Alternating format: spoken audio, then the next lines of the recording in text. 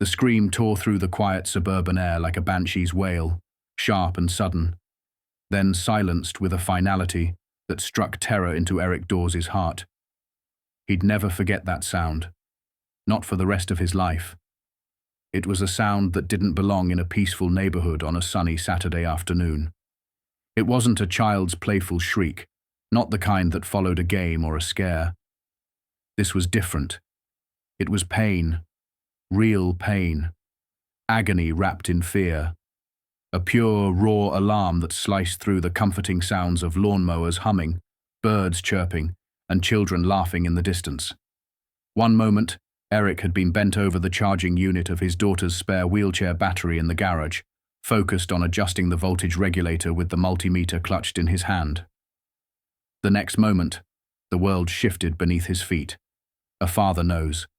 Something in his blood screamed before his ears even registered the cry. "Emily!" he yelled, the multimeter falling from his hands, clattering to the concrete floor as he ran, every heartbeat slamming against his chest like a war drum. He rounded the corner of the house, and what he saw stopped him cold. His stomach dropped. The air left his lungs in a rush as his entire body locked in horror. There on the aluminum ramp leading to their front porch, her ramp, was Emily, his daughter, 10 years old, brave, brilliant, defiant in the face of all life had thrown her way, and now her small body was stiffened in place, convulsing violently.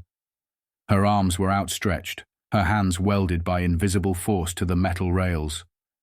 Her fingers gripped them so tightly, it looked as if the ramp had grown into her. Her eyes, wide, glassy, filled with a terror he had never ever seen before, locked onto something distant. Her mouth was open, but no sound came. Only the twitching of her jaw. Only the trembling of her frame. Only the acrid smell of something horribly wrong.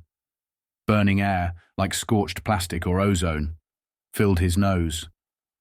Electricity. He didn't think. He didn't have to.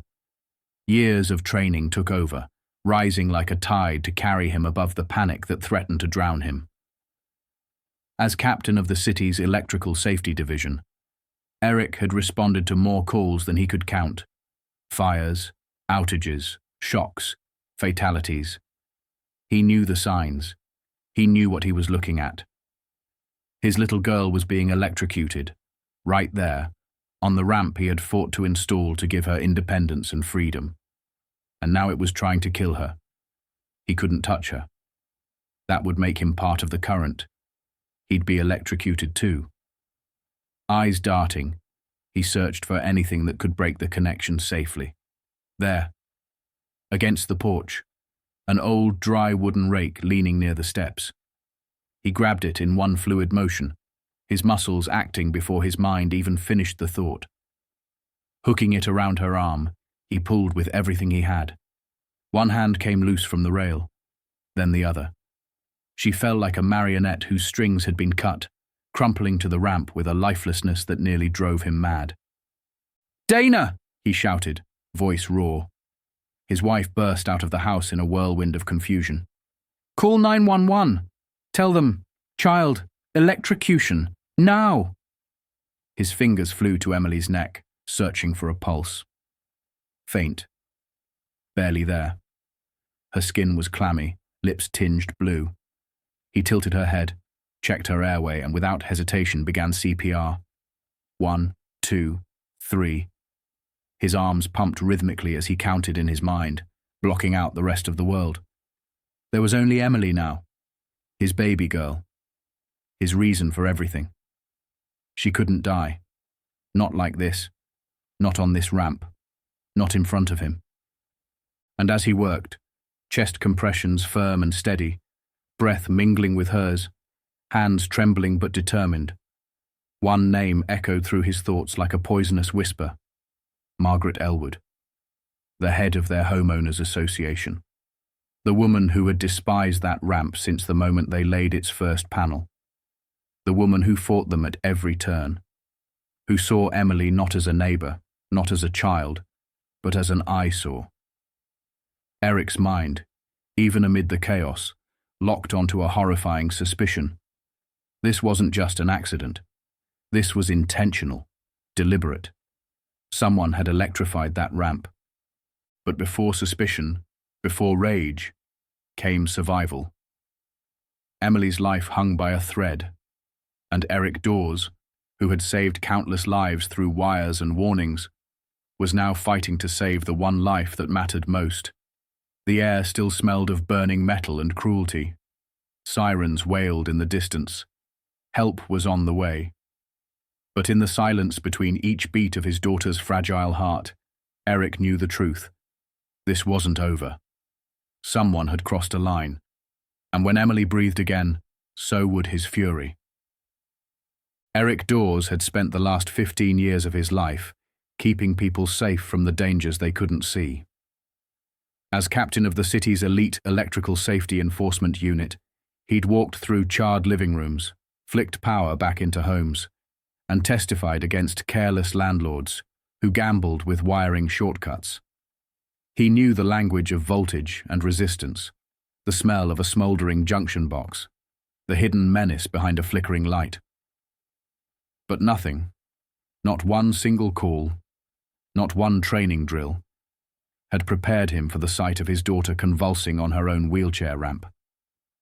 Nothing prepared him for the possibility that it had been caused on purpose. Emily had always been the light in their lives. After the accident that left her paralyzed, she hadn't let the wheelchair define her. Not once. She painted, read books faster than most adults, and insisted on wheeling herself to the mailbox every morning just to feel the breeze on her face. And Eric, along with Dana, had done everything possible to make sure she had the life she deserved. Their modest home on Maple Grove Lane had become a haven, a place where her freedom and mobility weren't dreams, but realities. That ramp, professionally installed, wide and gently sloped, was her gateway, her bridge to the world. But Margaret Elwood had never seen it that way. 3 doors down, in her grand, over-landscaped colonial mansion, Margaret reigned like a tyrant over Maple Grove. She wasn't just the HOA president, she was its self-appointed queen. With icy blonde curls, a tight smile, and eyes like cold steel, she policed the neighborhood with an iron will and a clipboard. From paint shades to garden heights, nothing escaped her scrutiny. And when the Dawes submitted their ramp plans, her opposition was instant and vicious. A ramp, she'd sneered during the HOA meeting, will ruin the visual integrity of this street. We're not turning Maple Grove into a hospital wing. Eric had remained calm. It's a medical necessity, he'd explained, voice firm. A DA compliant, professionally installed. Emily deserves access to her own home. Margaret wasn't swayed. Have you considered installing it at the back, out of view? That would preserve the neighborhood's harmony. What she meant was simple. Hide your daughter. Keep her out of sight so she doesn't tarnish the aesthetic perfection of her little kingdom. The HOA board had wavered, intimidated by Margaret's influence, until Eric's lawyer sent a letter reminding them of federal disability laws and their legal liability. They folded. The ramp was approved. But Eric had seen it in her eyes that day. Margaret wasn't just displeased. She was furious. She had lost. And she wasn't the kind of woman who took defeat quietly. In the months that followed, the tension never disappeared. The passive-aggressive glares, the whispers during neighborhood events, the carefully worded emails, and courtesy notices about unusual exterior modifications. But Eric had stood firm. Dana too. And Emily? She simply lived her life, blissfully unaware of the storm brewing just beyond her ramp. Until now. The signs had been there, if only he'd looked closer. The twisted hostility, the fabricated violation notices, the absurd demand to paint the ramp a muted earth tone to match HOA standards, even though any paint would compromise its non-slip finish. Margaret had been relentless. But Eric hadn't thought she'd go this far. Not until he saw the wire. Not until he saw his child's body jolting against the handrails, her face frozen in terror. Now the war had gone from paper to pain, from pettiness to attempted murder. The ramp wasn't just a battleground anymore, it was a weapon. And Eric knew with a clarity colder than steel, someone had turned his daughter's lifeline into a trap. Someone had crossed a sacred line, and they would answer for it. The first time Eric Dawes saw the planters, he thought it had to be a mistake. Heavy terracotta pots filled with thick rose bushes lined the base of the aluminum ramp, completely blocking the only accessible path for Emily's wheelchair. They weren't there the night before. They weren't from his yard. And they certainly didn't belong at the foot of a medically necessary ramp. The thorns jutted out at odd angles, catching the morning sunlight, their red petals almost mocking in their elegance. Dana stood by, mouth open in disbelief, holding Emily's backpack and school folder as their daughter sat still in her chair, staring at the barrier in front of her with wide, confused eyes. "Are we not going to the doctor today?" she asked softly, looking up at her mum. Dana didn't respond at first. She was too busy scanning the street, heart pounding, trying to make sense of the aggression disguised as gardening. Eric was called home from work mid-morning. When he arrived, he didn't hesitate. He marched down the walkway, rolled up his sleeves, and began moving the pots one by one. They were heavier than they looked. Soil spilled over the edges. The thorns scratched his arms. Each one took effort. Each one forced him to ask himself how far someone could go just to make life harder for a little girl. Emily sat silently watching him, her shoulders hunched, her hands folded in her lap. For the first time in weeks, she didn't ask if she could race him to the mailbox. She didn't smile.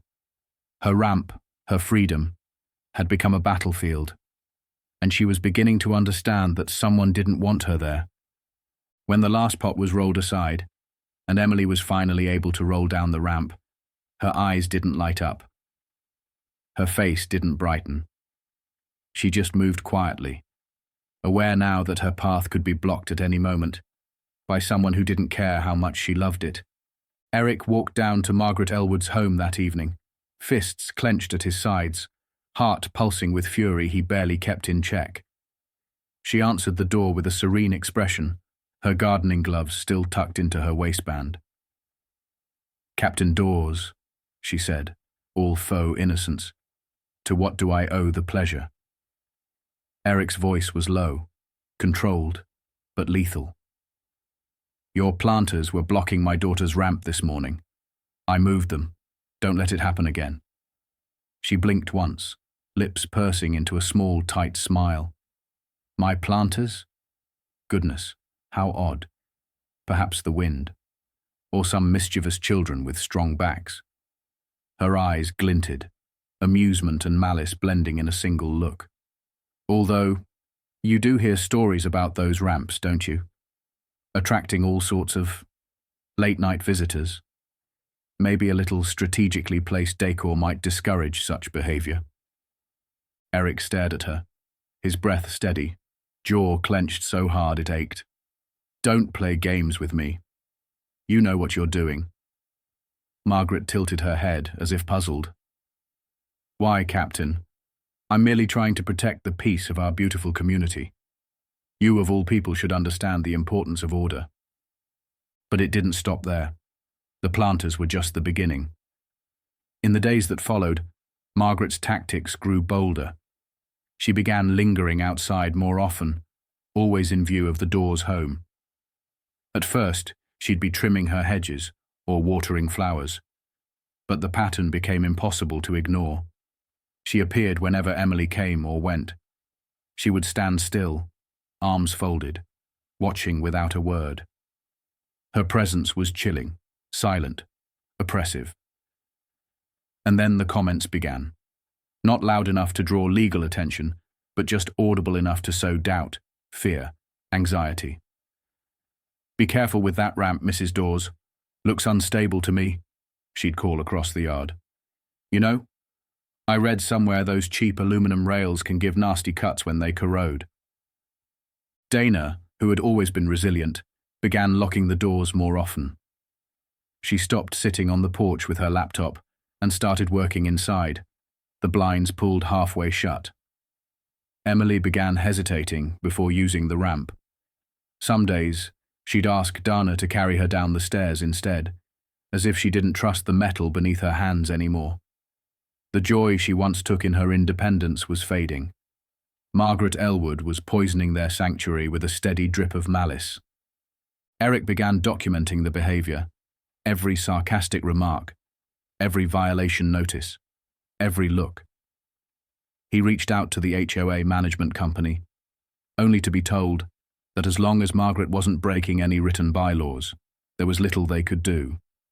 Margaret herself remained untouchable, her words always cloaked in concern, her demeanor polished to the point of theatrical. And yet, everyone in Maple Grove could feel the undercurrent of her power. The neighborhood lived in silent complicity.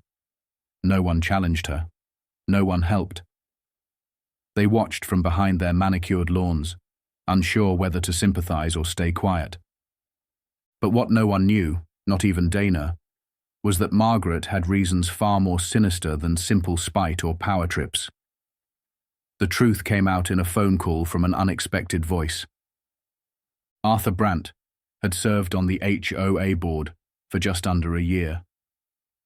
A retired accountant and soft-spoken man, he'd stepped down 6 months earlier, claiming the stress wasn't worth the hassle. He'd since moved to live with his daughter out of town. But he'd kept tabs on Maple Grove, on Margaret, and on the trouble brewing around the Dawes family. He called Eric directly, voice gravelly with age but steady with purpose. "Captain Dawes," he said, "I need to tell you something about Margaret Elwood, something that explains all of this." Eric listened in silence as Arthur laid out a story that dropped a weight into the pit of his stomach. For months, Margaret had been in talks with a real estate developer, Brighton Development Corporation, a company with a reputation for aggressive acquisitions and high-end rebuilds. They were interested in transforming a stretch of Maple Grove into luxury townhouses, and Margaret, whose property sat in the middle of the proposed blueprint, had been negotiating a deal. Not just for herself, but on behalf of several neighboring lots. The payout was massive, but there was a condition. The entire block had to be sold as a package. And Eric's house, the Dawes residence, was the holdout. "They see you, your wife, your daughter, and that ramp as a permanent fixture," Arthur said. "You're not going anywhere, and that's the problem. Margaret needs your lot to seal the deal. Without it, she gets nothing." The others agreed, or were pressured. "But you've become the blockade." Arthur's voice dropped, almost apologetically. "She's desperate. That ramp isn't just an eyesore to her, it's a symbol that you're not leaving, that her plan is falling apart." Eric sat in stunned silence as it all came together. The harassment, the sabotage, the obsession. It wasn't just about a ramp. It wasn't just about rules. It was about money. A lot of it. And Margaret Elwood was willing to do anything to make sure she got her payday. Even if it meant tormenting a child. Even if it meant endangering lives. Even if it meant breaking the law. The war wasn't over. But now, Eric knew the truth. The enemy wasn't just a bitter woman with a clipboard. It was someone chasing profit, with enough desperation to ruin lives in the process. And if Margaret thought Eric would back down, she hadn't understood the man she was dealing with. Because nothing, not intimidation, not money, not HOA politics, would make him stop protecting his daughter. And now, it wasn't just about Emily's freedom. It was about justice. Margaret Elwood's final act of desperation came wrapped in the thin veil of bureaucracy.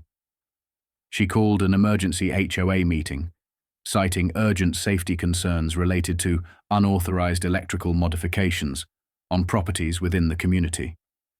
It was clear who her target was. She had taken blurry photos of the low-voltage LED lights Eric had installed along Emily's ramp for nighttime visibility. Lights that had been professionally mounted, certified safe, and cleared by city code. But Margaret didn't care about certification or safety. What she cared about was leverage. She stood before the board, voice trembling with faux urgency, waving grainy printouts and citing obscure code sections she didn't understand. She called the lighting a hazard, said it was a fire risk, claimed it was a danger to children and pets. Eric sat in silence until she was finished, then stood, his posture calm, controlled, but burning with quiet power.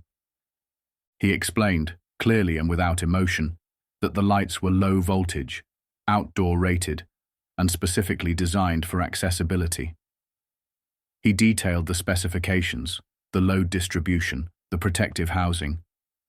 And when Margaret tried to interrupt, claiming she had researched better, Eric simply offered to have a certified city inspector verify everything in person. Her mouth opened, then shut. She had nothing. The room fell awkwardly silent. The board murmured their agreement with Eric's assessment.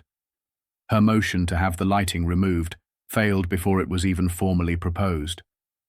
But what Eric didn't realize at the time, what none of them realized, was that the moment she was publicly humiliated, Margaret made her decision. If she couldn't use policy to destroy the ramp, she'd use something much more dangerous. The wire was thin, just thin enough to be nearly invisible to the untrained eye.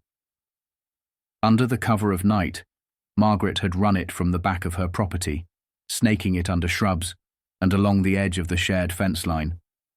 It crossed beneath ivy, into a patch of brush, and then was buried beneath a border of mulch near the door's porch. From there, she had stripped the end of the wire and wedged it against the underside of the aluminum ramp, where no one would easily see. She hadn't even disconnected it from the source. It was a live 120-volt line pulled from her own disused floodlight circuit. She had converted a vital tool of mobility into a death trap with nothing more than ignorance and spite.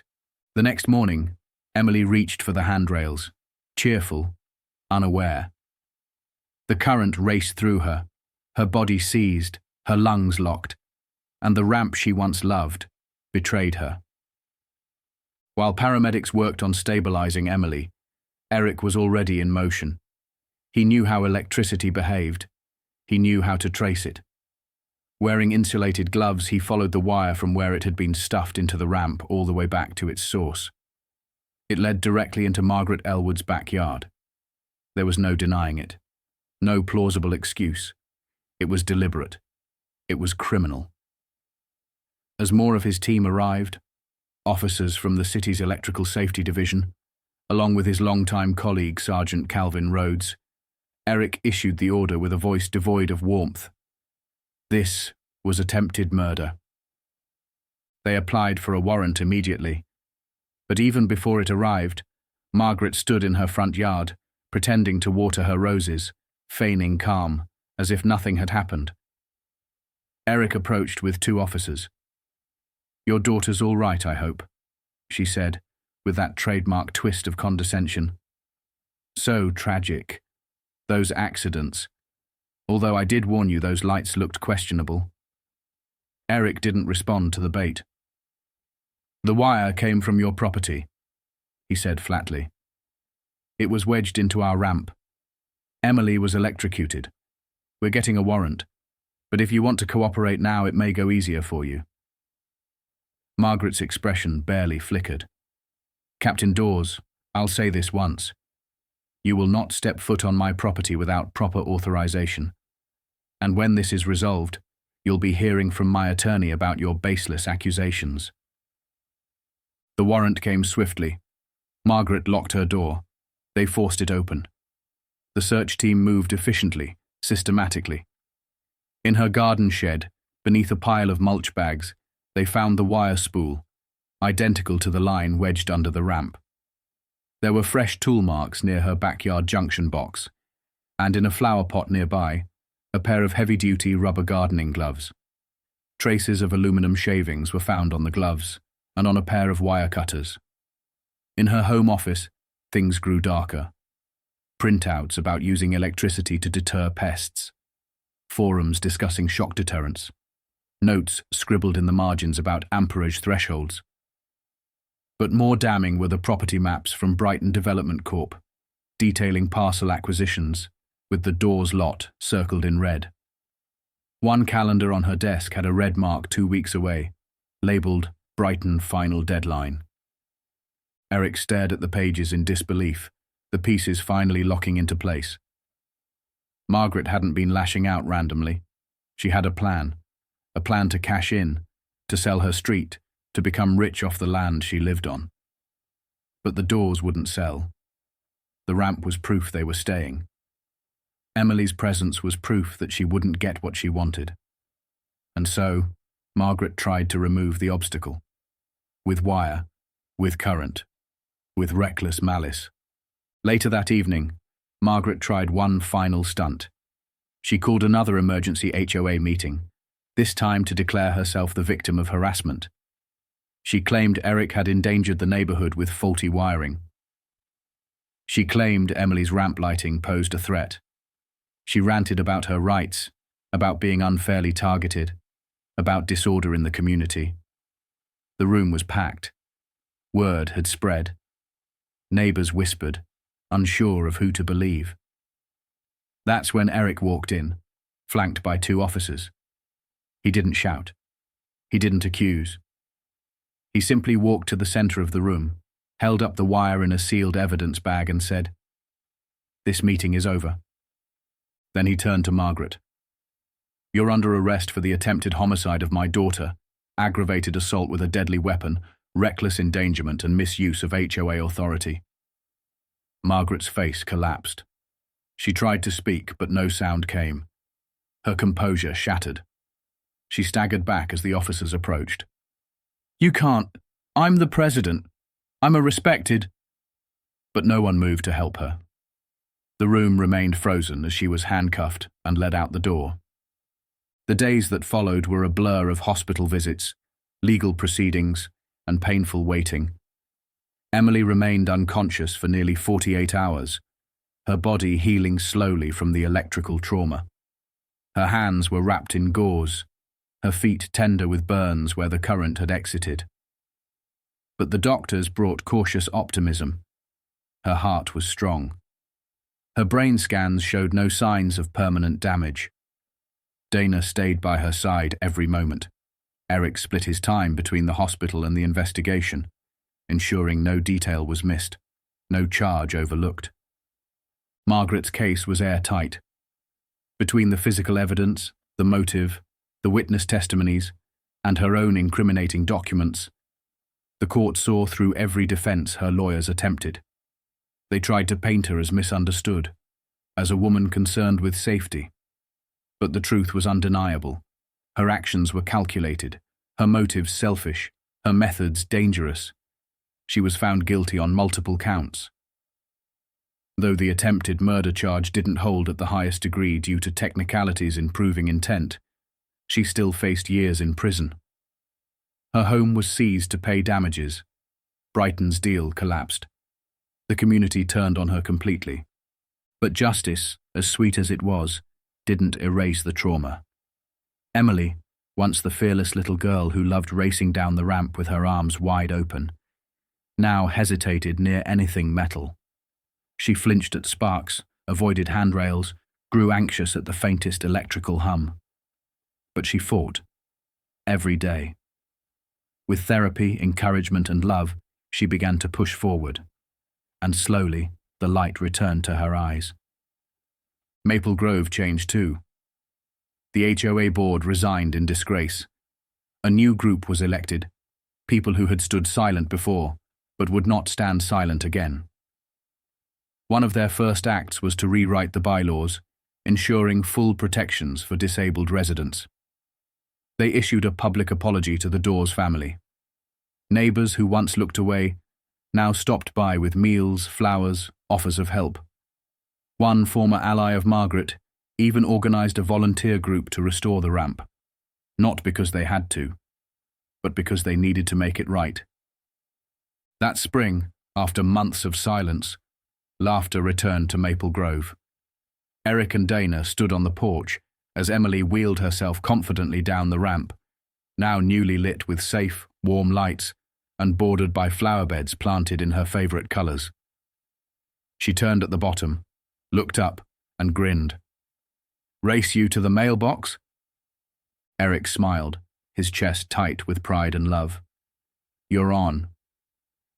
The darkness had come, the storm had passed, and in its place there was healing, unity, and the pure sound of a child's joy, echoing across a neighborhood that had finally found its soul.